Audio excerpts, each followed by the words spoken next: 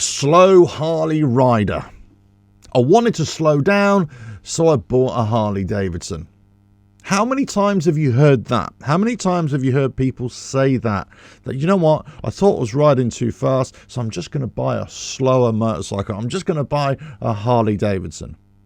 Is this the right decision? Are you just kidding yourselves? Are you just as vulnerable on a Harley Davidson as you are on any other motorcycle, whether it's a Gixxer 1000 or whether it's a Honda C90? You're just as vulnerable. You can get yourself into trouble at any speed. So thinking that you're going to slow down, that's somehow going to be safer for you, is not necessarily the way to go. Now, before I bought my Harley Davidson, I was riding a Triumph Explorer, a big adventure bike. And I've ridden sports bikes and hyper sports bikes in the past and owned them in the past as well. So I'm not averse to riding at speed, or riding on racetracks, or throwing my bike down a runway at hyper speed. Speed in itself isn't really an issue. But when I was riding my Triumph Explorer, my big adventure bike, I was tending to do a lot of off-road riding, a lot of trail riding, and I really started to enjoy the slower pace of riding. I could take in my environment, I just found it a lot more relaxing and a lot more enjoyable. So when I took that riding onto the road, I naturally started to slow down. Yes, occasionally I'll go fast. Yes, occasionally I'll get up to motorway speeds, let's say. But most of the time, I was kind of riding at normal road speeds and kind of a relaxed riding. So within 2 or 3 years, and possibly even before then, I was kind of naturally moving away from higher speeds, especially on the road. So then when I got into my Harley Davidson, I was very much ready for that cruiser motorcycle. But I would be lying to you if I said to you that I would only ever ride my motorcycle at very slow speeds. That's absolute nonsense.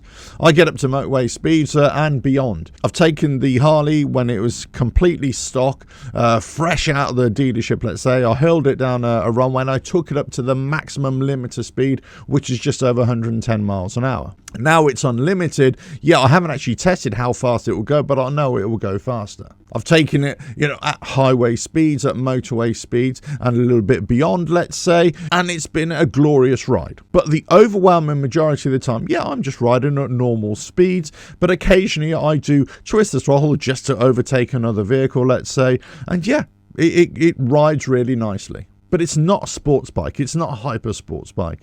It doesn't have that handling and that performance of bikes that I've ridden in the past. But if I mess this ride up at 60, 70 miles an hour, it doesn't really make a difference whether I'm on a Harley Davidson or whether I'm on a Kawasaki 1000. It doesn't matter if I'm on a touring Harley Davidson or any other touring leisurely riding motorcycle, or whether I'm on any kind of hyper sports bike. When I have a crash at a certain speed, it's the same thing essentially. And how you crash and how you fall off that motorcycle and what your body hits, what it impacts, is going to have a direct reflection on the kind of injuries that you might have, or the survivability of that crash as well. So just because I changed from a sports bike to a Harley Davidson, yes, it might slow down my riding, but it doesn't necessarily mean that I'm going to have a safer ride. It doesn't necessarily mean that I can't encounter the same kinds of hazards or the same kinds of issues that I would on a faster bike. Now, granted, if you're on a faster bike and you do ride a lot faster, then you do open yourself up to a lot more hazards, let's say. And one of the biggest hazards is the reduction of time.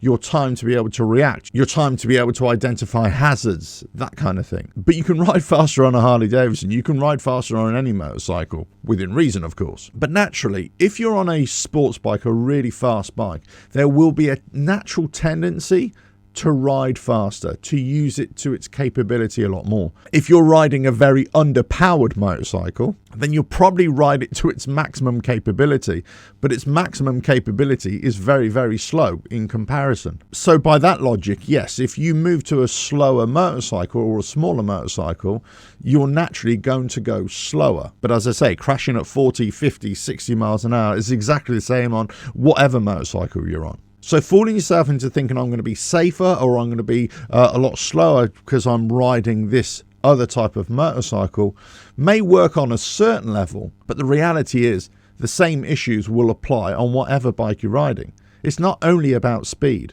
It's not only about the kind of bike that you're riding or the road to which you're riding on. It's a whole host of factors, a whole host of variables. Speed is one thing. Hazard perception is another thing. Yes, the protection which you're wearing is a big factor as well. But how you're riding the motorcycle in the first place will really determine how safe you're going to be on that bike as well, and how you perceive hazards developing and how you mitigate those circumstances by just giving yourself lots of time, lots of space on the bike as well. I've definitely changed my riding style over the years, let's say from a sports bike riding to a more leisurely type of riding. I can still ride fast if I want to, but my overall riding has slowed down. I am more into more cruising, just consistent riding these days. Sports bikes or high performance bikes, you do tend to ride them a little bit faster, and you may ride them a little bit more erratically. Whereas slower bikes or more cruising bikes, you tend to ride them more at a stable rate, a more consistent rate. And maybe that's where the safety element comes in, or that's where the perception of safety comes in. But the reality is, if you go fast on any bike and you're not aware of your environment, then you could easily have an issue. So when I chose to go to a Harley Davidson to slow down, it wasn't for safety. It was actually just because I wanted to slow down and enjoy my riding a lot more, enjoy my environment. This is what I would always say to anybody. You know, what do you want to get out of motorcycling? Do you want to go at hyper speed? Well, if you want to go at hyper speed, then take it to a racetrack. You know, that old saying, take it to the track.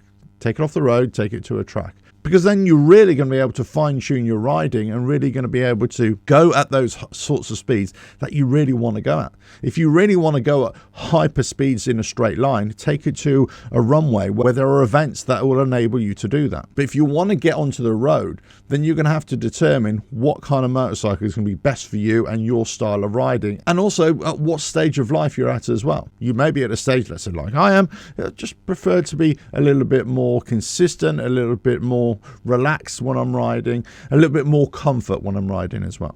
As I say, but this is purely a subjective thing. But changing motorcycles for me wasn't necessarily about speed and safety. It was just about comfort. It was just about a style of riding. So if you're going to change a motorcycle for a different style, it's got to be about the style of riding, and not necessarily because you think it's a magic pill that this is going to make you a safer rider, or it's going to cocoon you in some kind of safety blanket or safety bubble. It doesn't work like that. Anyway, let us know your thoughts in the comments below. But if you like what I do here, don't forget to like and share the video. Subscribe to the channel, hit the notifications bell, and then check out the website RevelatorAlf.com for all the latest biking news.